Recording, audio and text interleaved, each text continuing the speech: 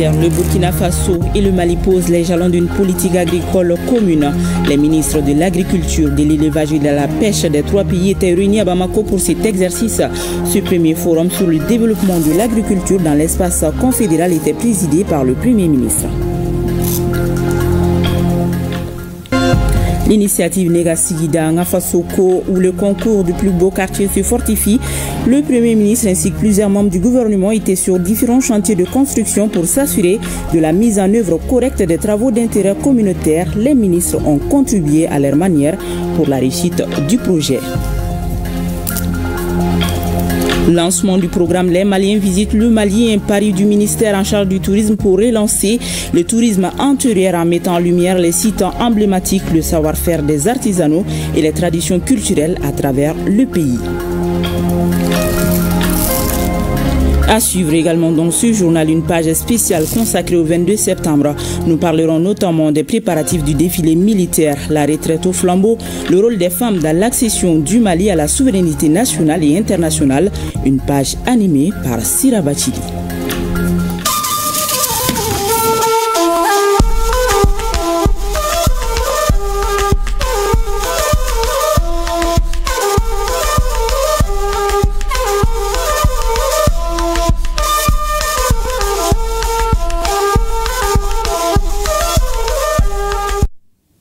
Nous sommes samedi 20 septembre 2025. Mesdames et messieurs, bonsoir et bienvenue.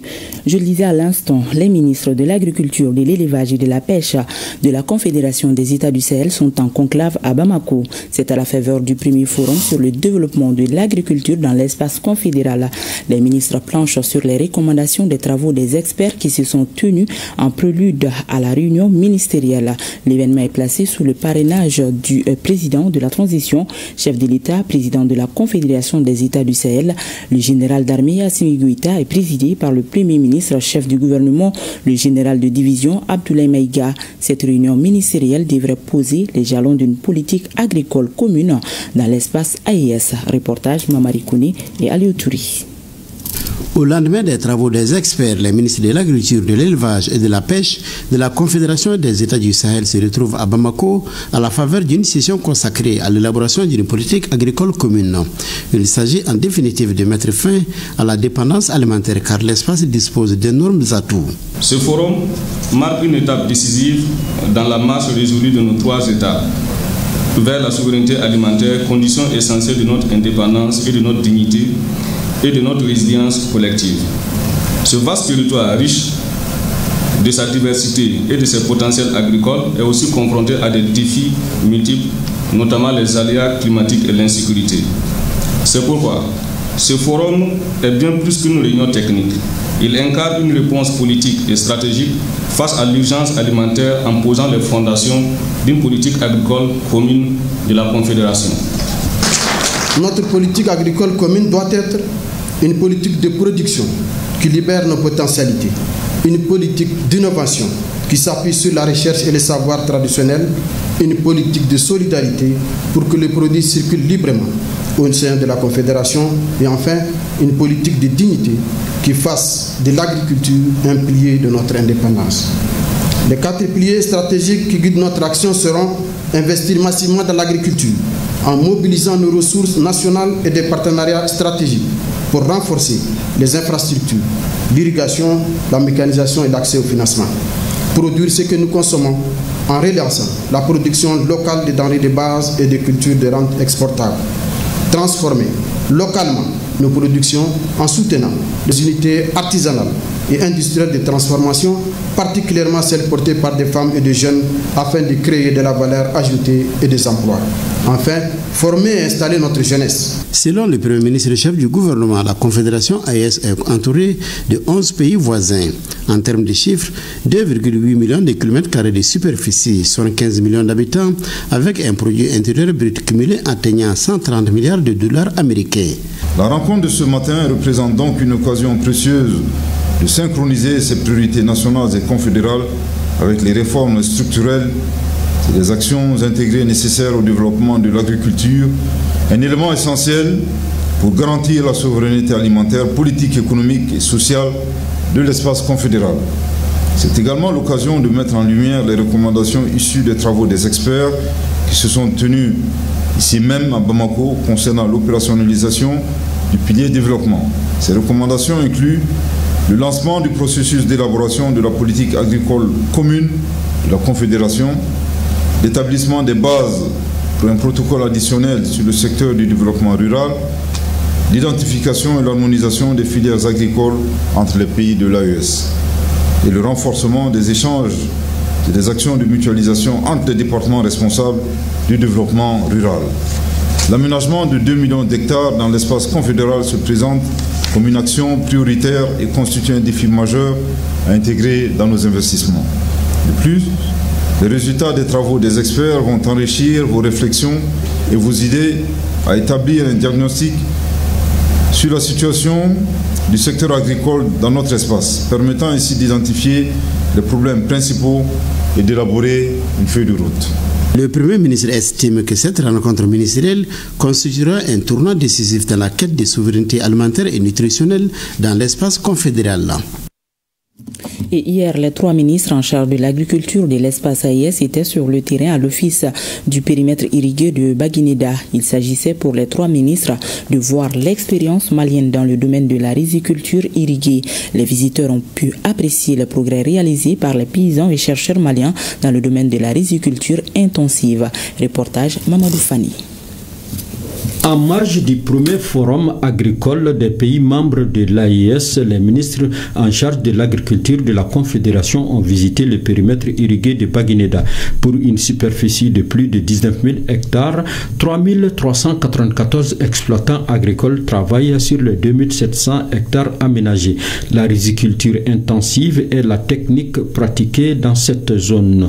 Une expérience hautement appréciée par les ministres de l'AES. J'entendais de loin, mais je viens de voir des résultats palpables de production. Nous sommes venus à Bamako pour discuter de la politique agricole commune de l'espace confédéral et je pense que c'est déjà un concret avant nous. Et ça, c'est à féliciter les paysans et les coopératives qui gèrent ces périmètres où nous avons déjà des rendements de 6 tonnes à l'hectare. Ils sont passés à 8. Et une économie d'eau, gestion d'eau rigoureuse de l'eau, qu'on vient de nous expliquer. Donc, il n'y a rien à prendre ailleurs. À l'AES, nous avons tout. Donc, Niger et Burkina nous seront là pour venir regarder l'expérience malienne en termes de gestion d'eau, en termes de périmètres irrigués, notamment sur la question du riz. Et je pense que nous avons abandonné notre fonio, nos pratiques culturelles pour se mettre au riz. Et ce riz-là, il faudra que nous le gérions bien. La souveraineté alimentaire a été prônée par les ministres en charge de l'agriculture de l'AES. Celle-ci passe par l'autosuffisance alimentaire, d'où une réflexion pour une mutualisation des investissements dans ce domaine. Depuis 2 ans, il y a d'énormes efforts qui ont été concentrés dans le domaine de l'agriculture et de l'élevage.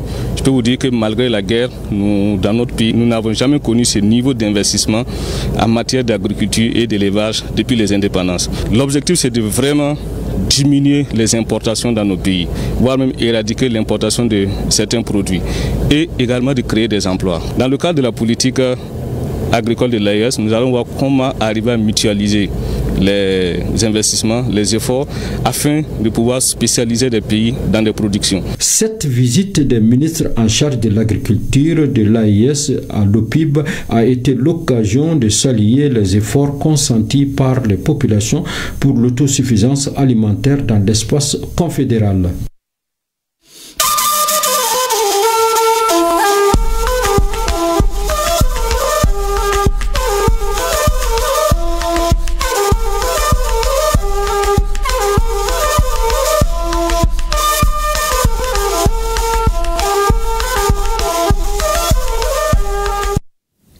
Dans le cadre de l'initiative Neka Sigida Ngafasoko, le concours du plus beau quartier, le Premier ministre, chef du gouvernement, s'est rendu sur les chantiers de la construction citoyenne et des travaux d'intérêt communautaire. Le général de division Abdoulaye Maïga était aujourd'hui sur les sites de réalisation de pavés sous l'échangère du cinéma Babemba en commune 3 du district de Bamako. Le chef du gouvernement veut ainsi s'assurer de la mise en œuvre correcte d'une instruction donnée lors du premier conseil de cabinet en novembre 2024.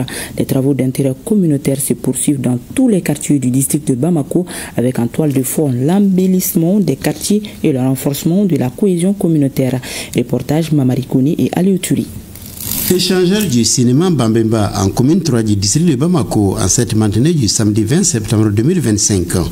Le Premier ministre chef du gouvernement est accueilli par les autorités administratives, communales et traditionnelles.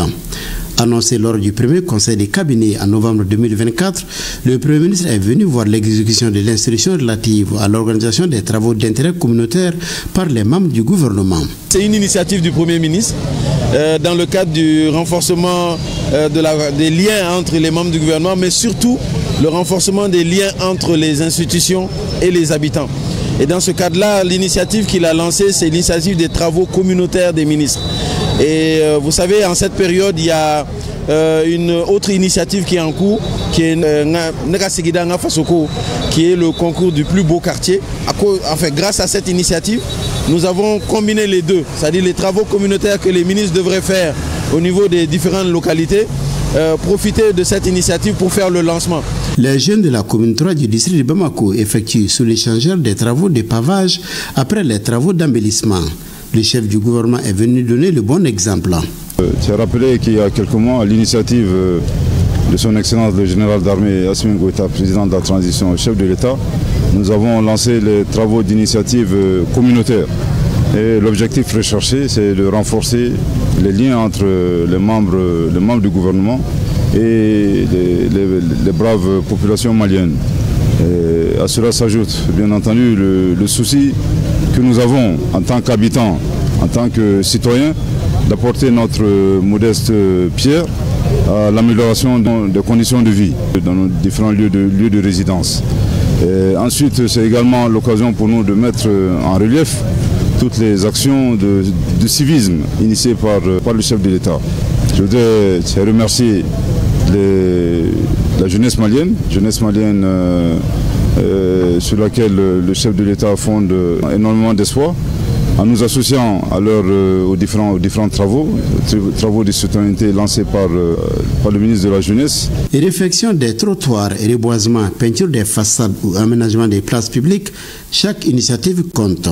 Voilà autant de travaux d'intérêt communautaire qui peuvent donner un nouveau visage à nos quartiers. Ces actions visent à soutenir le projet Nekasigida Ngafasoko, une initiative qui s'inscrit dans le cadre de l'aménagement des quartiers et le renforcement de la cohésion communautaire.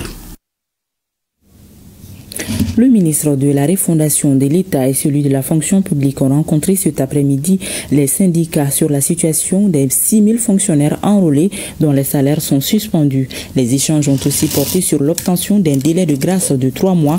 Sur les deux préoccupations, les partenaires sociaux et le gouvernement sont parvenus à un accord. Pour plus de précision, écoutons successivement le ministre de la Refondation de l'État et celui en charge du travail. Ils sont au micro de Youssouf Diakité.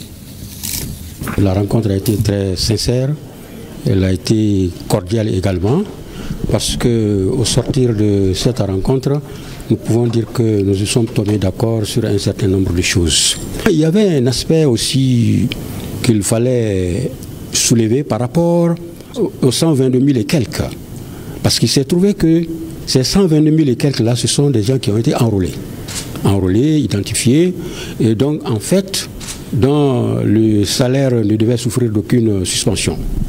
Mais là, parmi ces 122 000, il se trouve qu'il y a à peu près 6 000 comme ça, qui ont été identifiés, qui ont été enrôlés, qui ont l'air reçus, mais dont l'identification n'a pas été bien faite, n'a pas été validée. Alors ces 6 000 là, il se trouve que leurs salaires doivent être aussi suspendus, puisqu'ils ont reçu un reçu de la part de l'État qui atteste qu'ils existent, qu'ils sont identifiés. Ça va de soi que on leur paye leur salaire du mois de septembre. Ils seront payés. C'est la décision qui a été prise après concertation avec les plus hautes autorités. Donc les 6 000 là, ils auront leur salaire, peut-être avec un léger retard par rapport aux autres dont les salaires ont été déjà engagés. Donc c'est sur ces points-là que nous avons échangé avec les partenaires sociaux. S'agissant des 36 000, leur salaire ne sera pas payé en septembre. Ils ont l'obligation aussi de se faire enrôler dans les délais de grâce. Et ça, c'est 3 mois. Maintenant, par rapport à la deuxième préoccupation qui avait été soulevée par les partenaires sociaux, c'était l'inquiétude par rapport à l'enrôlement pendant les 3 mois. Parce qu'ils étaient inquiets du fait que des communiqués avaient été faits que les gens viennent s'enrôler à Bamako. Donc au regard des difficultés de déplacement que connaissent les fonctionnaires de l'État, des collectivités, des régions pour venir à Bamako, nous avions convenu que des équipes mixtes vont être déplacées dans chaque région avec l'accompagnement des gouverneurs de région pour faire enrôler effectivement et les 6 000 qui doivent être enrôlés, mais aussi ceux qui n'ont jamais pu se présenter, qui vont aussi être enrôlés. Les gouverneurs prendront les dispositions avec les équipes qui vont être sur le terrain pour qu'au bout du délai des 3 mois de grâce, tout le monde puisse être enrôlé. L'initiative Negasigida Ngafasoko a aussi enregistré la participation de plusieurs ministres de la République pour encourager la population. Ils ont activement participé aux travaux aux côtés des jeunes du quartier, illustrant ainsi l'engagement du gouvernement à promouvoir la citoyenneté active et la participation communautaire. On fait le point avec Abdul Karim Kaba. La construction d'un pays repose en grande partie sur l'engagement citoyen, une citoyenneté qui se manifeste par la participation active des jeunes à la construction de leur communauté et de leur nation. À Bamako, tout comme à l'intérieur du pays, les jeunes et les femmes ont entrepris des travaux d'embellissement, de construction, de plantation et de remise de matériel d'assainissement. L'engagement citoyen est un processus continu qui mérite d'être encouragé et valorisé à tous les niveaux de la société. Au Bangoni, en commune 1, les jeunes s'adonnent aux travaux de délage et de curage des caniveaux d'une rue très importante. Venir donner un coup de main aux jeunes, aux vieux, à tout le monde, pour dire que la construction du pays incombe à tout le monde. Ministre ou pas, ouvrier ou pas, ça incombe à tout le monde. Nous avons été envoyés partout aujourd'hui dans toutes les communes par le Premier ministre, sous le leadership du président de la transition et le ministre sectoriel qui est le ministre de la Jeunesse, qui vraiment il faut le saluer. À Douadabougou, les jeunes ont été appuyés par des tonnes de ciment offerts par les ministres des Mines et de la Santé et du Développement social. Les ministres participent ainsi aux travaux aux côtés des jeunes du quartier, illustrant ainsi l'engagement du gouvernement à promouvoir la citoyenneté active et la participation communautaire. Fendo beka ke kini ngono shifinaka ube kusebo ke yoro chama maintenant on fait jigina kana laje ube ka bara mike comme si ça ya nyefo gele ane fenu baga aba o fene aklisiki abe kindo be aklisiki ka ko mali de umbe bene no kelenga ambe bara nke o kumukonana. Et donc nous sommes là aujourd'hui à côté de nos concitoyens pour, comment dire, mettre la main à la pâte et aussi apporter notre contribution symbolique. Et nous sommes très heureux. Nous avons eu des communautés, des populations très résilientes qui n'attendent pas d'être appuyées, qui ont déjà commencé à se prendre en charge. En commune 6 du district de Bamako, c'est une autre rue qui est sollicitée par les jeunes à Djanegla. Long d'environ 1 km, les jeunes ont choisi l'aménagement des caniveaux. Satisfait de l'initiative, le ministre de l'Urbanisme, de l'Habitat, des Domaines, de l'Aménagement du territoire et de la population donne le ton avec 6 tonnes de pavés. Le développement local. Vous voyez ce que les jeunes gens sont en train de faire ici? C'est une voie d'à peu près plus d'1 kilomètre. Une voie très fréquentée, une voie importante au niveau de ce quartier, qu'ils ont décidé d'aménager eux-mêmes. Vraiment. Que nous puissions en tant que responsables venir constater, voir, ça c'est vraiment magnifique, quoi. Donc nous ne pouvons que les remercier, les féliciter pour leur initiative, pour ce qu'ils sont en train de faire, pour les encourager. Voilà, pour dire que nous sommes derrière eux. Inch'Allah, nous allons les appuyer comme on peut pour que cette initiative-là ne s'arrête jamais en République du Mali. Vraiment, merci, Sr. Jeanne. Vraiment, merci pour votre initiative. Merci. Et merci aussi au ministre de la Jeunesse, parce que c'est sous sa houlette que tout ce mécanisme-là a été mis en place. De l'autre côté, sur la rive gauche, à Sébinikoro, le ministre des Transports et des Infrastructures assiste les jeunes dans le pavage de certaines rues de la commune 4. Si nous prenons conscience de tous les enjeux par rapport à ce que les jeunes ont dit leur slogan, Anga Sikida, Anga Fasoko, Donc je crois que ça c'est... Nous sommes arrivés au top maintenant de l'engagement. Les rues transformées en véritable chantier avec des ramassages d'ordures, le curage de caniveaux et le nettoyage des places publiques. Aucune tâche n'a été négligée. C'est le cas aussi à Amlalaï avec le ministre Fassoum Coulibaly. Travaux d'intérêt communautaire qui portent sur normalement le pavage de 2 rues. Qui vont effectivement améliorer le cadre de vie de la population.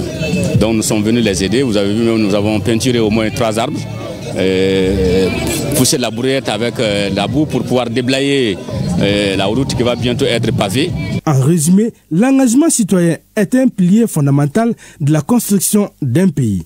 Il favorise la démocratie, renforce la cohésion sociale et permet aux citoyens de contribuer activement au développement de leur nation. Avec l'initiative Negasigida Nefasuko ou le concours du plus beau quartier, celles des travaux d'intérêt communautaire des ministres sont programmées pour 3 mois.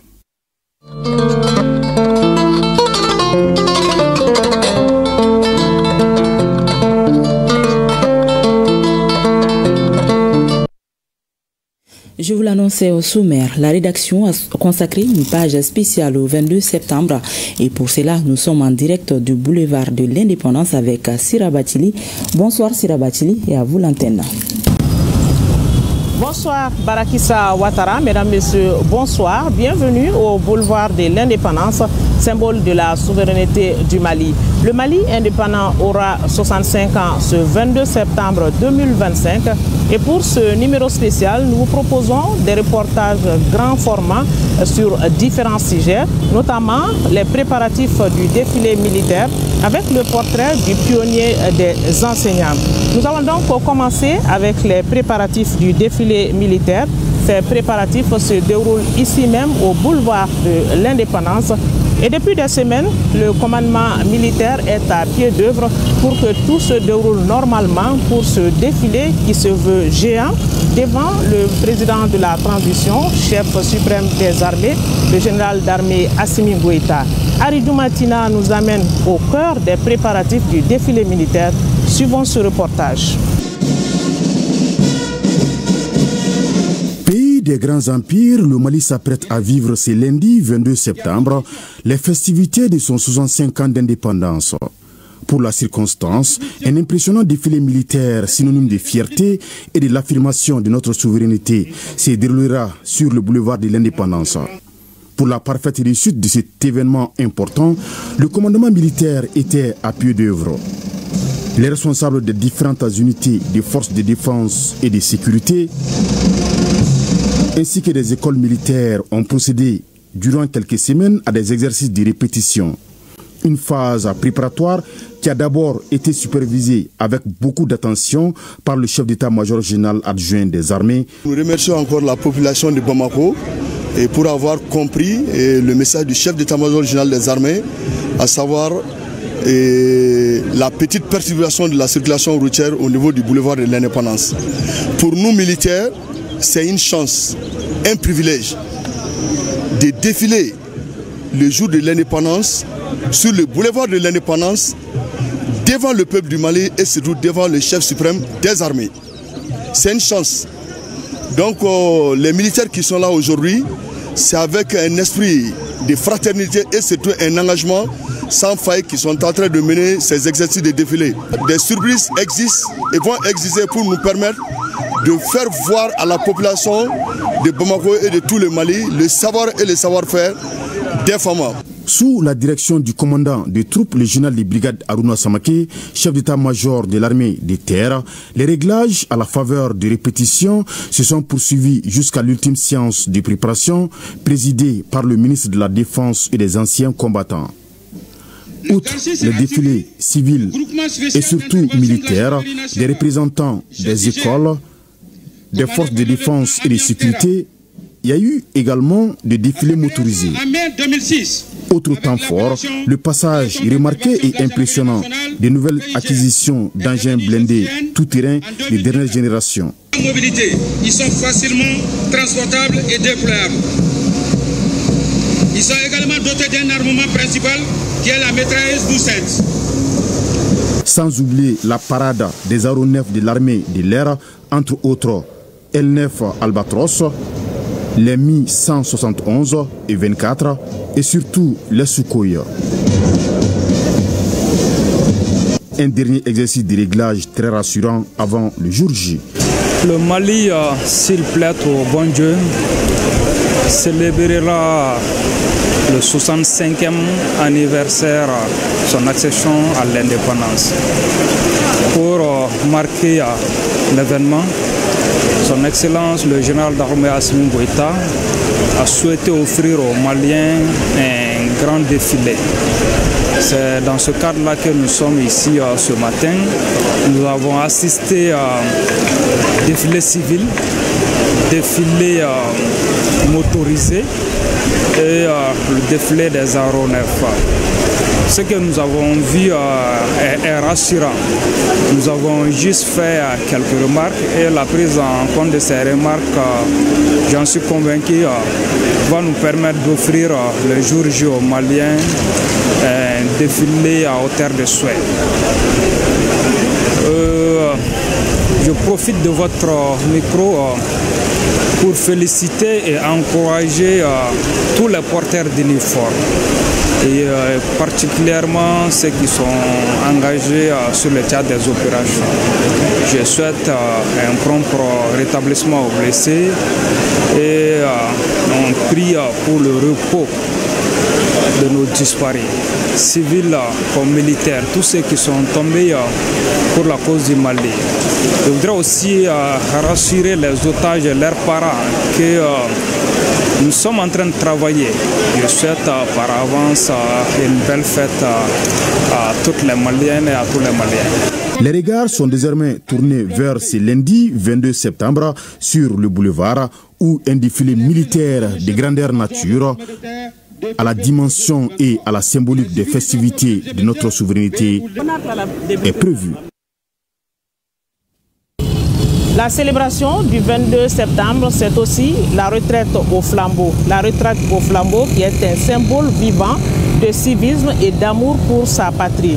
La retraite au flambeau est organisée par les forces armées, les pionniers, les autorités administratives et politiques. C'est pour rappeler cet engagement citoyen pour sa patrie. Alpha Maïga a fouillé les archives pour nous. Suivons ce qu'il en est. Au soir, chaque 21 septembre, c'est-à-dire la veille de la fête de l'indépendance, une lumière traverse les rues sur l'ensemble du territoire national.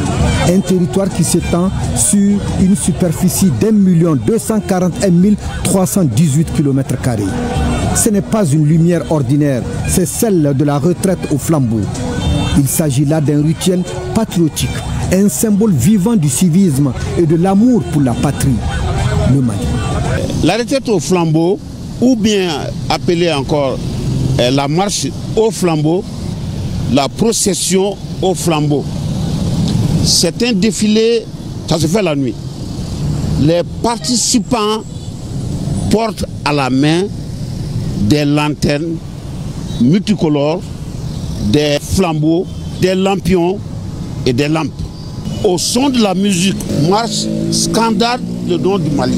Un rituel, une expression d'indépendance, une expression de souveraineté. C'est une façon d'exprimer sa liberté. C'est comme celui-là qui était esclave, qui sort des chaînes, qui se libère, qui porte sa torche pour aller illuminer les autres, mais en même temps remettre le flambeau pour dire aux autres, oui, nous avons fait quelque chose. Voici le flambeau, c'est à vous aussi de perpétuer notre œuvre. Le rituel qu'est le flambeau est un rituel sacré. Vous voyez à travers ce feu l'illustration de la lumière du savoir. Ce rituel est organisé par les forces armées de sécurité, les pionniers, les mouvements de jeunesse, les autorités administratives et politiques locales.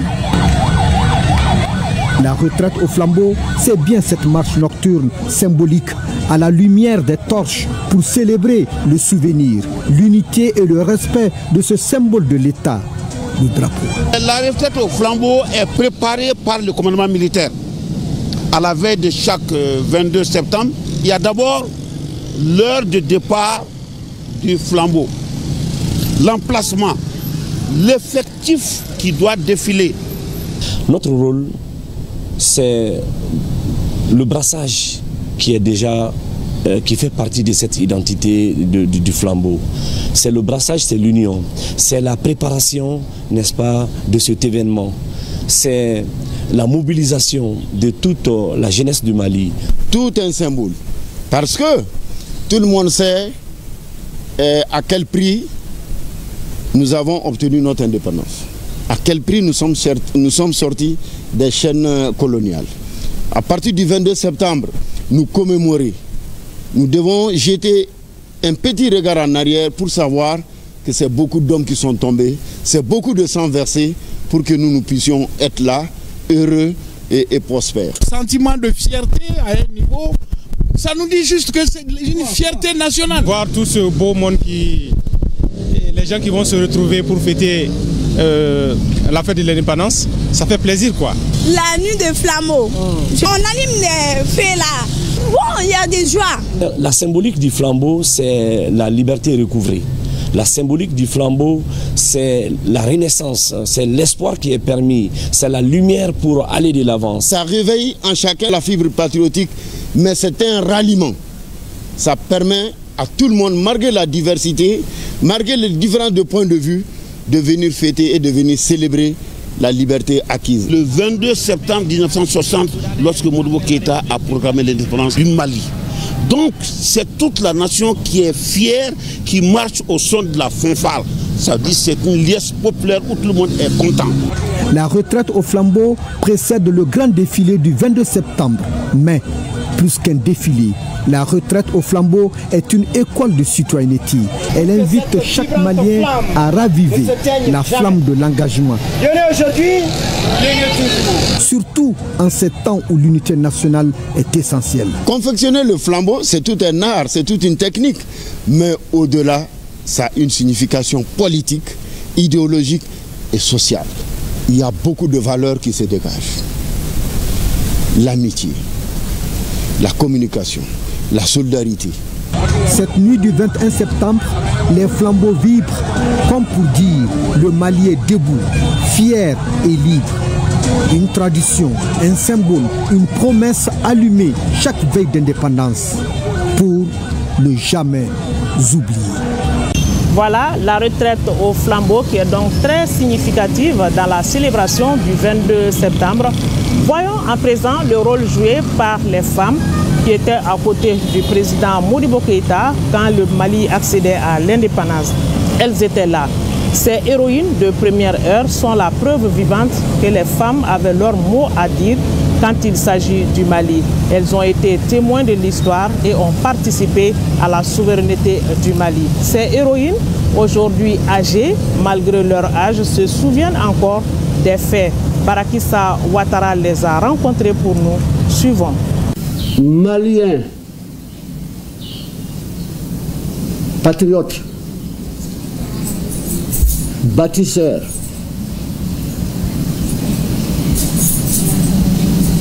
convaincus de son idéologie, de sa vision de l'époque, c'était Modibo. C'est ainsi que Mme Soumaré Assa Diallo qualifie le père de l'indépendance. Il avait pris beaucoup d'initiatives pour réaliser l'unité de l'Afrique, mais toujours trahi par des frères africains qui se disaient cependant africanistes comme lui. Seul au milieu dans son salon, entre ses prises de notes, notre octogénaire prend soin de ne rien oublier des différents événements qui ont abouti à l'accession de notre pays à la souveraineté nationale et internationale. Nous sommes en 1960, précisément le 28 août.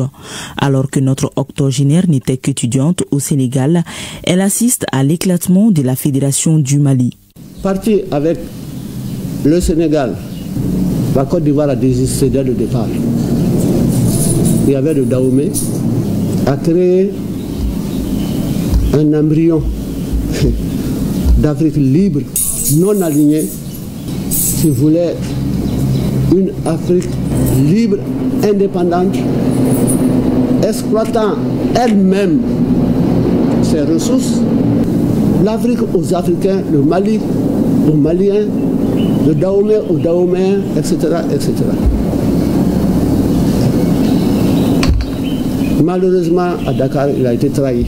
Et c'est là que les femmes sont entrées dans la danse en apportant leur soutien sans faille au président Modibo Keïta. Et c'est la cantatrice Moukanta Fessako qui a donné le ton.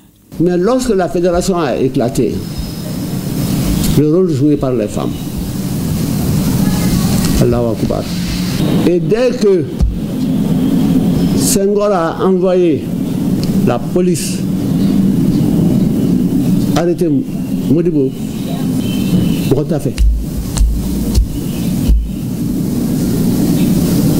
Elle a saisi un étudiant malien dont il se tairait le nom parce qu'il ne vit plus, pour faire le tour de Dakar, dire Soudanais Aïouli, Soudanais Aïouli, Soudanais Modibo Bida, Soudanais Modibo Bida. Un slogan inspiré de sa chanson Mousso.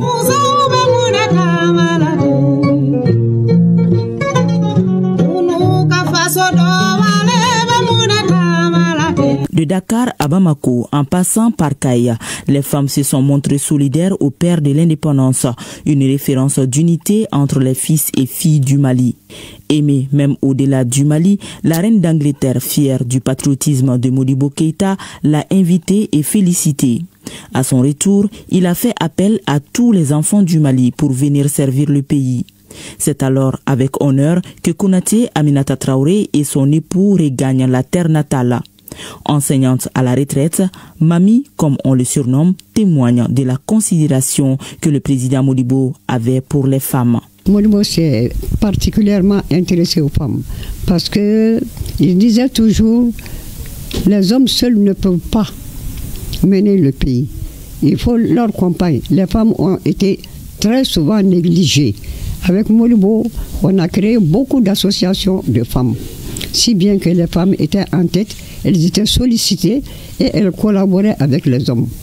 Il y avait même des femmes au bureau politique. Le 22 septembre 1960 aura donc été plus qu'une fête d'indépendance, une libération des femmes maliennes. À Sikasso, les femmes ont défilé tout en faisant honneur à la guerrière Momo Traoré. L'indépendance du Mali, c'est l'euphorie, la joie des femmes, parce que les femmes ont travaillé, les femmes ont pris le fusil, les femmes ont marché, elles ont défilé, elles ont chanté, elles ont tout fait avec les hommes. Et mieux, peut-être mieux que les hommes. Elles ont même défilé avec fusil et tout. Comme quoi elles sont heureuses que nous soyons indépendants. À partir de cet instant, le président Modibo Keïta s'est donné comme priorité l'éducation, l'alphabétisation fonctionnelle, la santé de la mère et de l'enfant et le code de la famille. Ce dernier texte, une vraie révolution à l'époque, permettait désormais un mariage d'amour, d'où la chanson Bambo de Tata Bambo Kouyaté.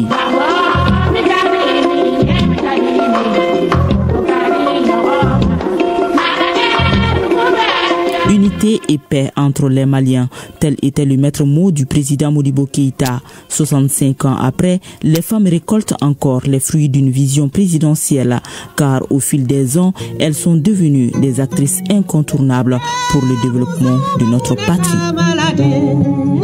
Les femmes qui ont été de toutes les luttes pour le Mali.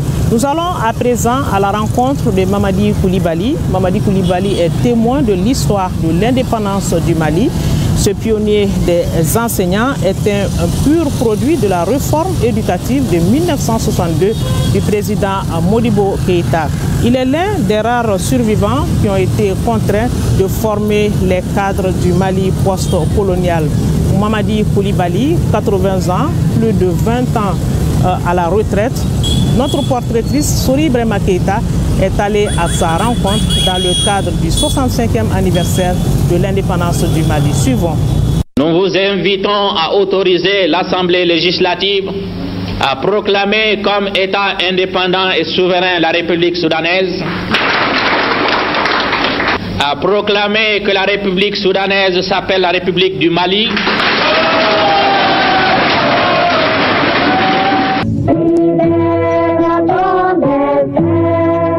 fièrement est fraîchement sorti de la Fédération du Mali, la jeune république du même nom se lance aussitôt dans la voie socialiste. Une option certes risquée, mais assumée. Convaincu du bien fondé de son choix, l'initiateur devait se donner les instruments de sa politique, doter le jeune État de tout ce qu'il fallait pour en faire et rapidement un pays émergent.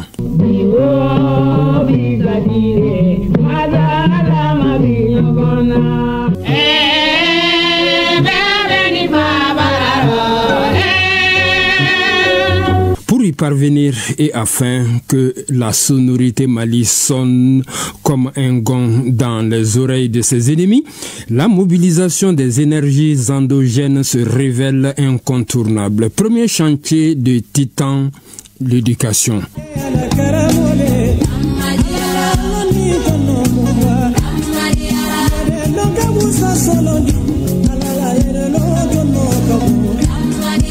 C'est donc au nom de ces deux concepts, la connaissance de soi-même et l'éducation comme pilier de l'avenir d'un pays, que le président Modibo Keïta engage en 1962 une réforme de l'école, avec comme approche l'organisation de l'enseignement en 3 niveaux.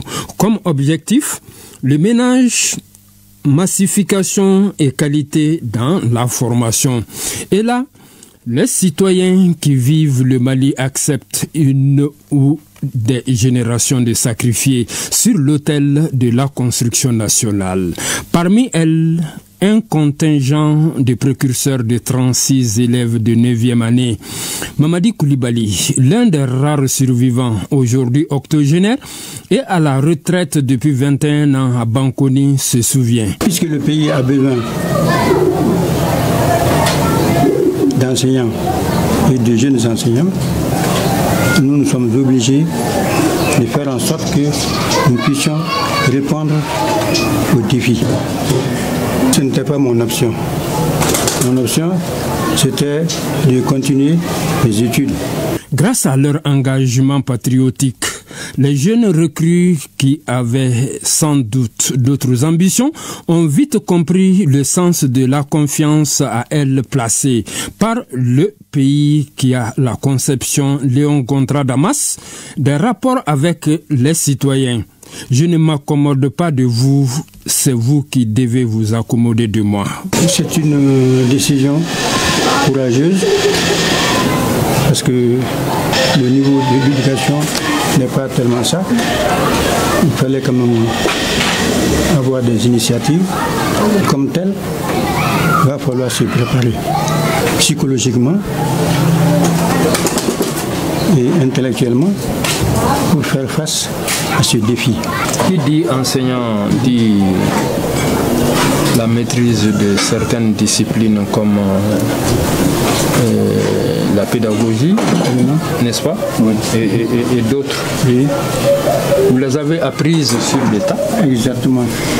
Le natif de Narena a vu le jour un 31 décembre 1945 d'un Moussa et d'une Namissa Kamara, très attachés aux valeurs et cultures de notre société traditionnelle. Leur moule d'éducation, respectez tous, mais ne laissez personne marcher sur ses pieds. Et voilà la voie de la vie tracée pour lui. Une demi-douzaine de fois directeur d'école sur la dizaine de mutations, un viatique qui lui permet de créer son école privée une fois à la retraite. L'enseignant, c'est un symbole. Vous êtes le miroir. Les enfants vous observent. Les enfants vous regardent. Et même les enfants vous imiteront. Mais est-ce que vous n'estimez pas que l'école a suffisamment dégringolé au point de faire peur aux enseignants que vous étiez? Absolument. Une vie professionnelle bien remplie avec une totale satisfaction personnelle au bout. Cependant, de regrets, il souffre de n'avoir reçu aucune décoration de la nation. Seule distinction à lui attribuée, celle du meilleur enseignant de l'année 1976, devant être couronnée par un terrain d'habitation. Dividende qui court toujours dans un labyrinthe touffu et obscur, et au moment où l'âge réduit sa motricité à lui. On ne doit pas démissionner. Parce que tout compte fait, les enfants qui sont là sont les nôtres. Je ne voudrais pas que non plus il y ait une cassure entre eux et ceux qui viendront. Pour moi, l'avenir du pays est tellement important que nous devons tout faire pour réussir. Ce n'est pas facile, tout le monde le sait, mais c'est notre devoir. Pour autant, l'horizon, à en croire notre héros du jour, pourrait se dégager avec la nouvelle génération. Pourvu que l'éducation soit de rigueur. Car la véritable génération sacrifiée, c'est celle qui refuse l'instruction. Mali, pays de chants et de danse, que tu sois le pays grand, fort où l'on s'aime, Mali, je t'aime.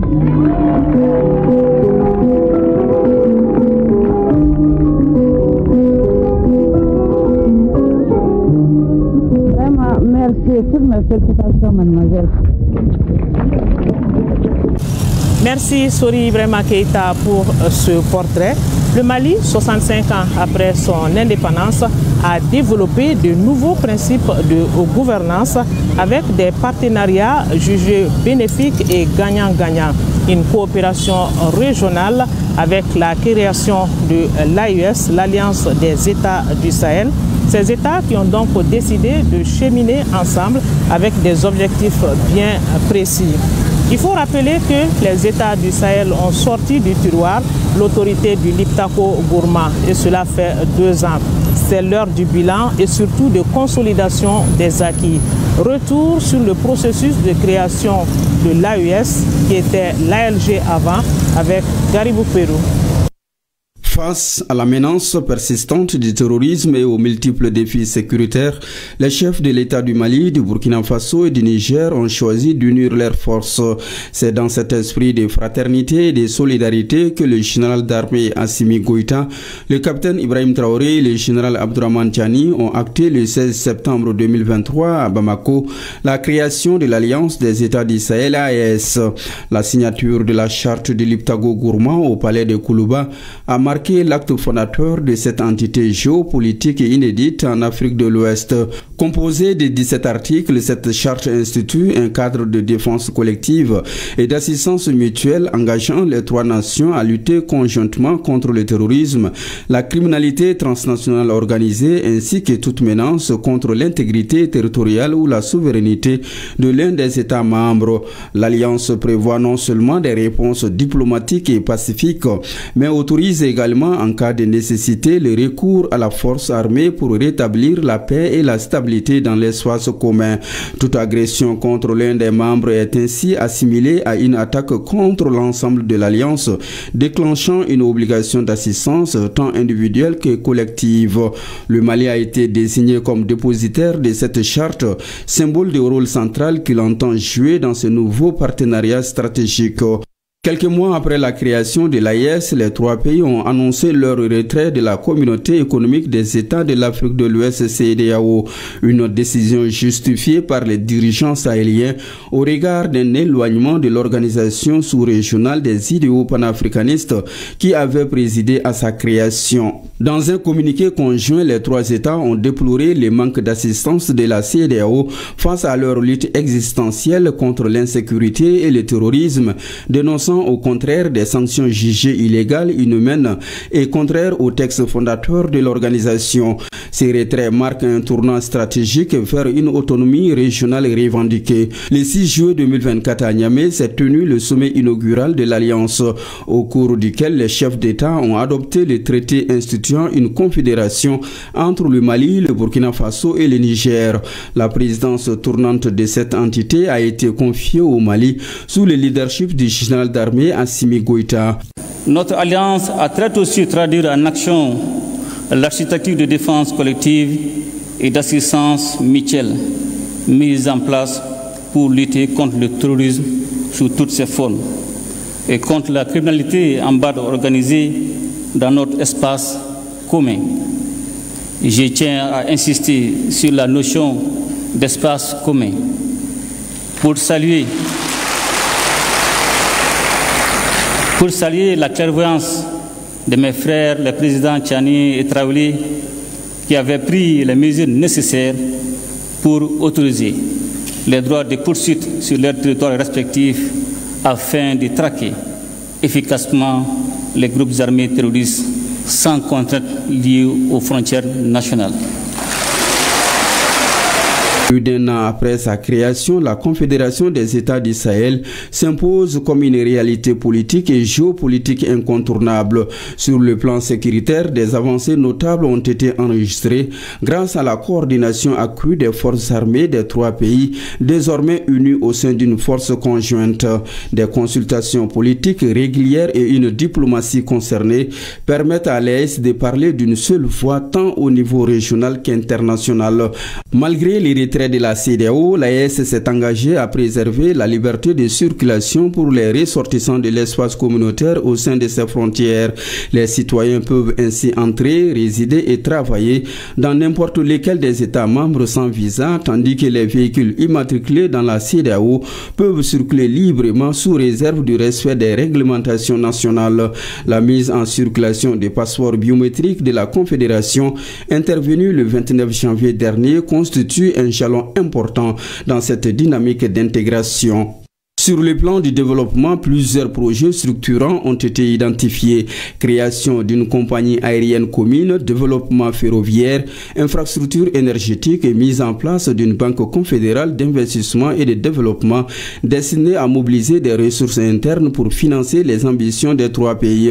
D'autres chantiers majeurs sont en cours, parmi lesquels la création d'un parlement confédéral et l'harmonisation des politiques fiscales, douanières et commerciales.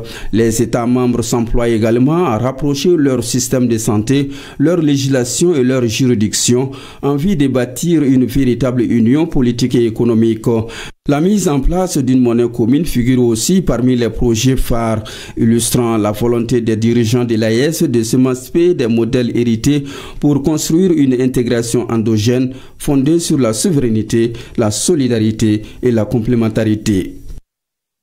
Voilà, c'est ce que nous avons pu recenser pour vous comme reportage, pour vous permettre de savoir ce qui se passe ici au boulevard de l'Indépendance pour les préparatifs des festivités du 22 septembre 2025, 65e anniversaire de l'indépendance du Mali. Nous espérons que vous avez eu un intérêt à nous suivre. Merci de votre attention. À vous, Barakissa Ouattara, pour la suite. Merci, Sira Bachili. À demain pour un autre numéro.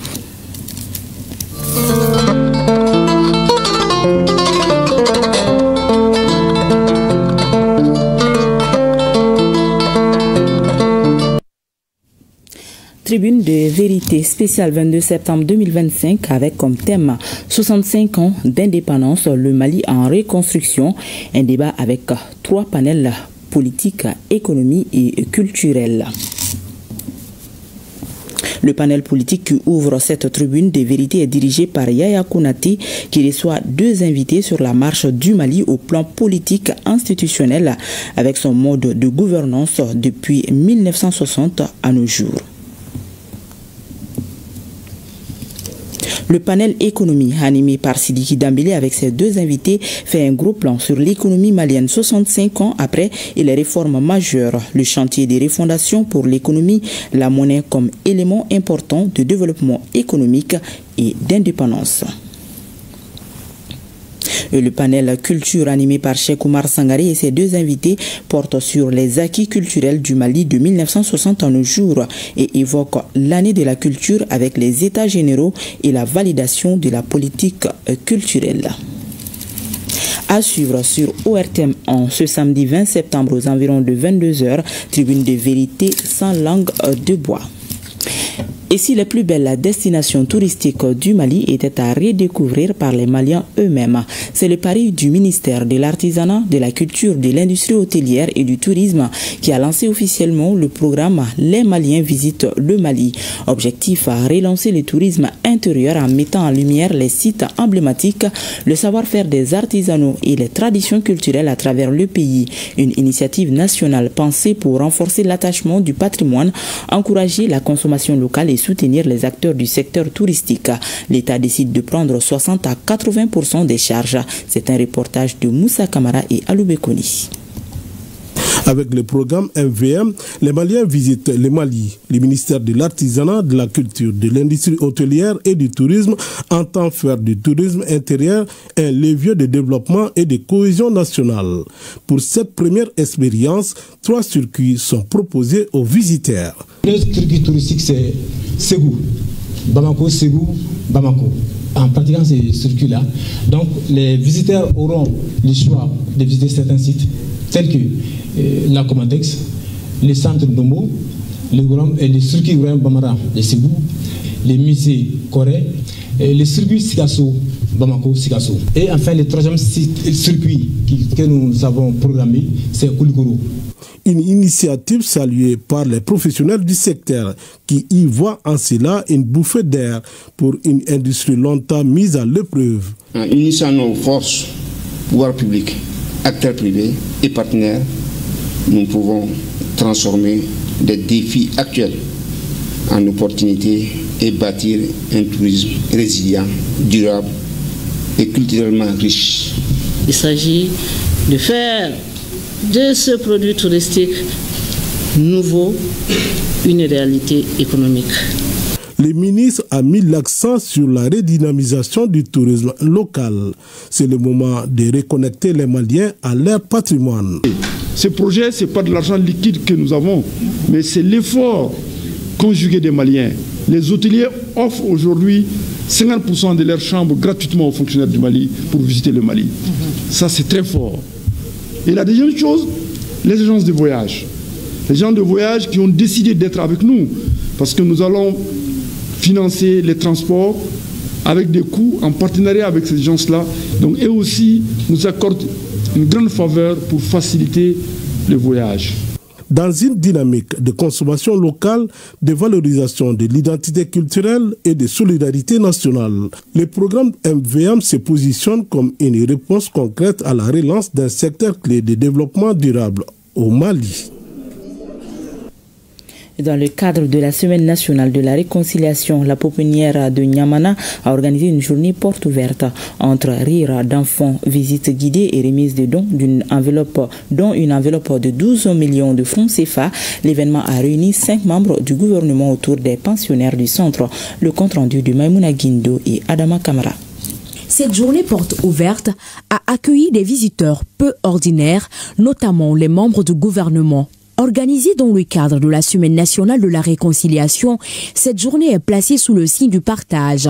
Au-delà de la convivialité, cette journée rappelle que la réconciliation passe avant tout par l'attention et la solidarité envers les plus jeunes.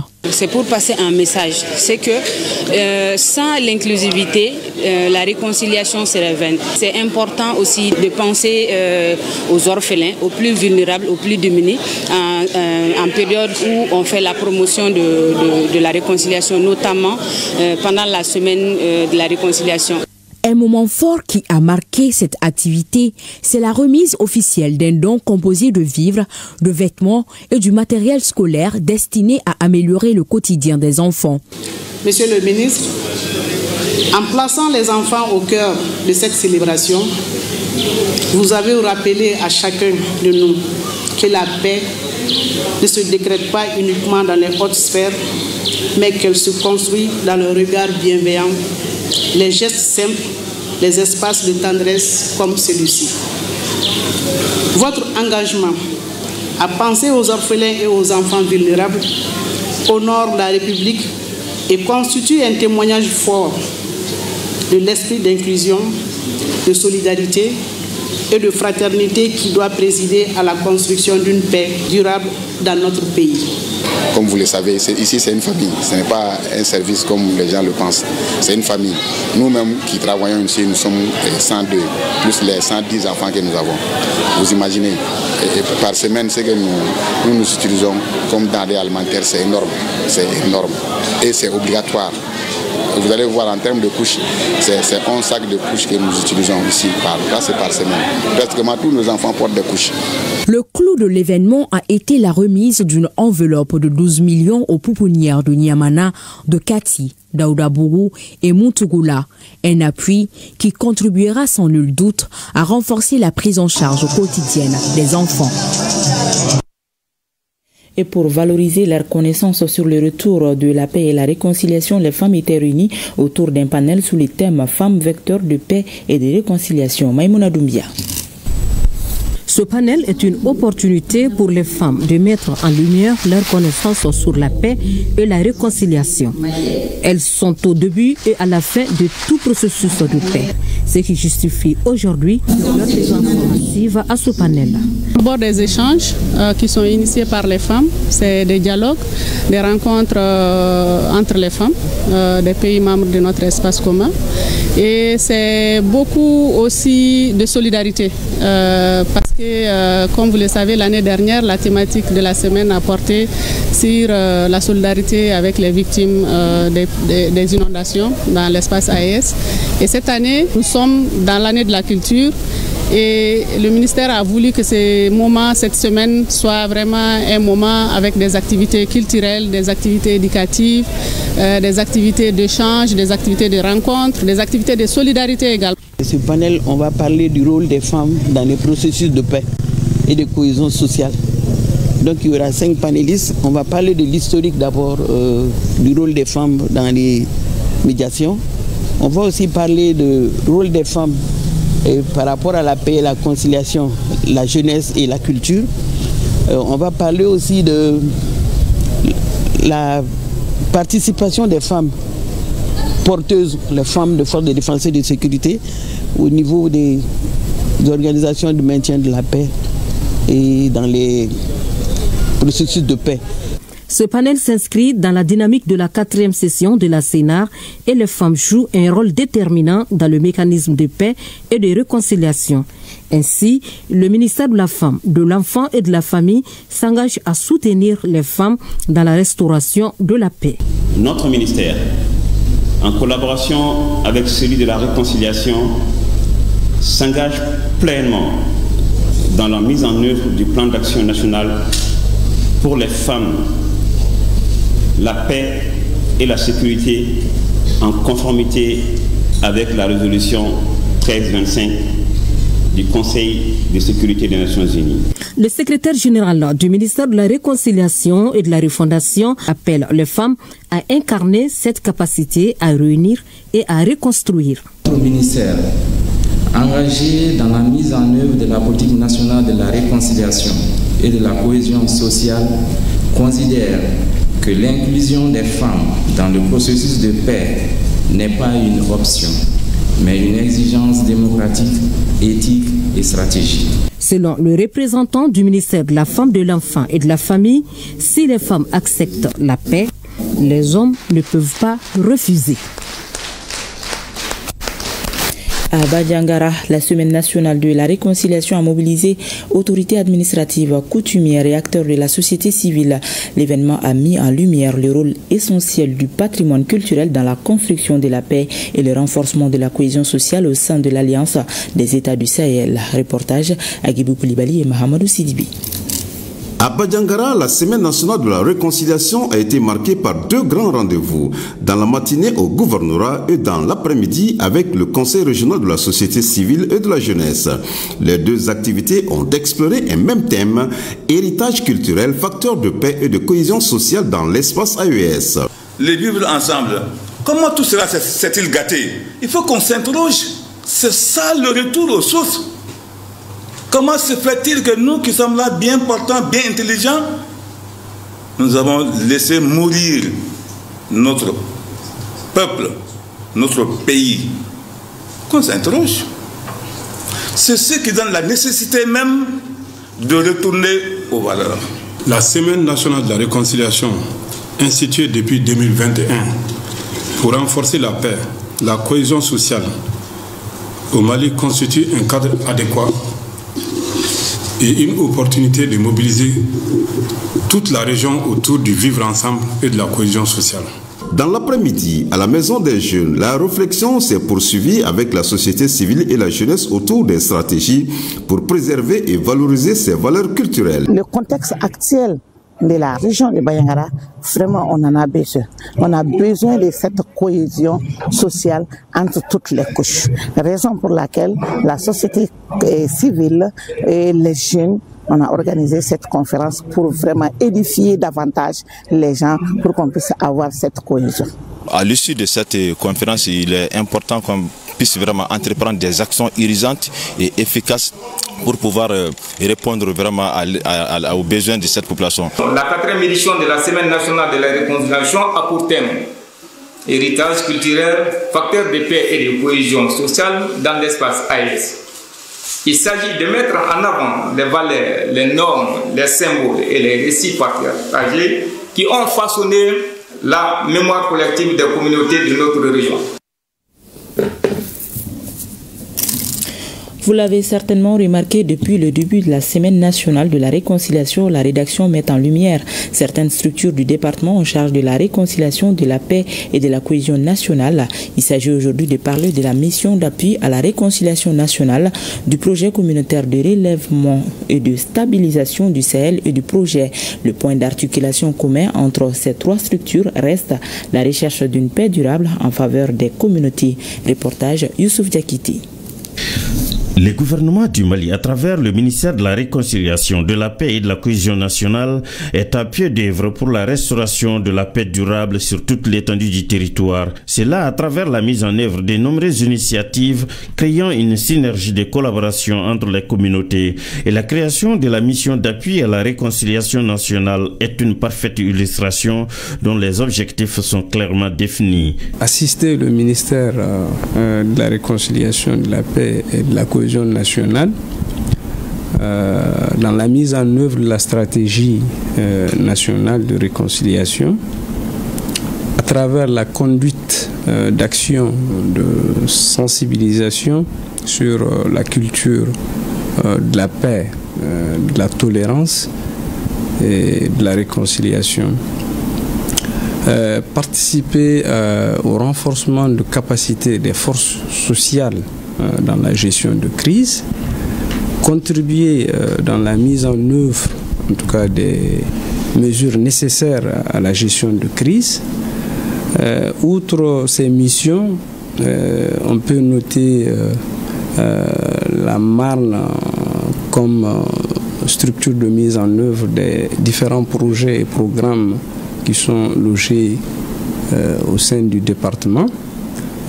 Tel que le projet communautaire de relèvement et de stabilisation du Sahel, le CRSS. Le projet communautaire de relèvement et de stabilisation du Sahel, un projet avec et pour les communautés victimes du conflit dans le Liptako-Gourmand, est l'un des fruits de la réflexion approfondie du département en charge de la réconciliation, le PCRS, un projet fédérateur des communautés bénéficiaires. La banque, dans le cadre de son accompagnement, a mis à disposition 100 millions de dollars qui représentent 54 milliards de francs CFA. L'objectif du projet, vraiment, c'est de contribuer au relèvement et à la résilience de ces communautés dont j'ai parlé, bien entendu. Nous avons une première composante qui est la composante relèvement résilient et inclusif des communautés touchées par la crise. Cette composante est dotée de 12 milliards 400 millions de francs CFA. La deuxième composante, c'est vraiment la composante appui transitoire à la stabilisation et au développement des communautés. Et cette composante est dotée de 25 milliards 500 millions. Nous avons une composante 3, ça c'est, comme c'est un projet régional, c'est la composante de coordination et de capitalisation de l'ensemble des connaissances qui ont été acquises et générées dans le cadre de la mise en œuvre du projet. La composante 4, la composante coordination générale du projet.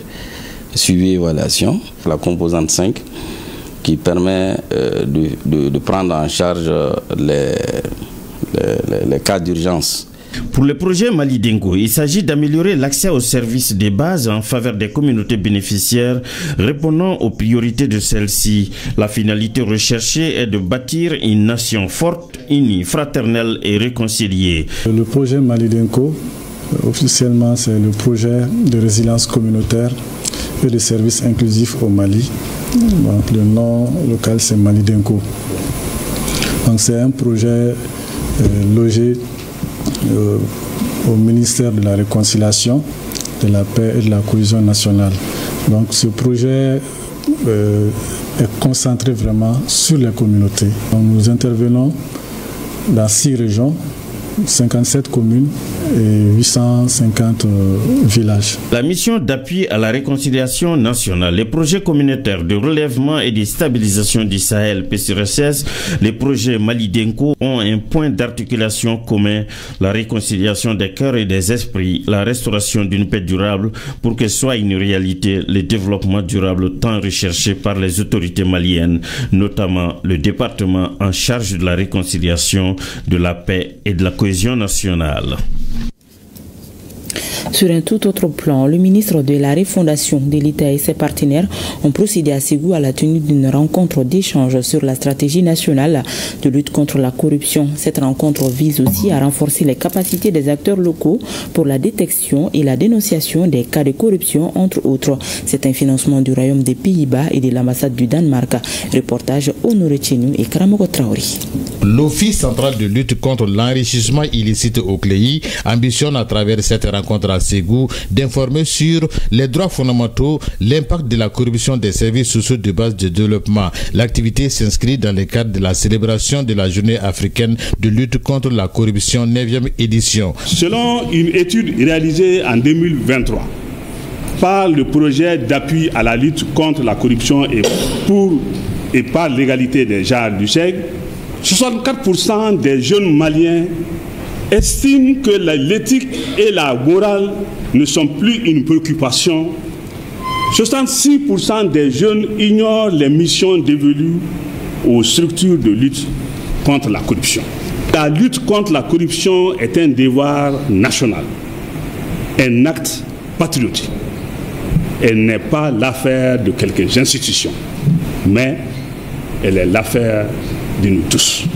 La promotion de la dignité humaine sous l'angle des droits de l'homme, la promotion de la dignité humaine sous l'angle des aspects financiers sont les principaux thèmes débattus au cours de la journée, avec un thème central assez évocateur. Les thèmes retenus cette année, promouvoir la dignité humaine dans la lutte contre la corruption, nous interpellent tous, car au-delà des pertes économiques, la corruption est une atteinte directe à la dignité humaine.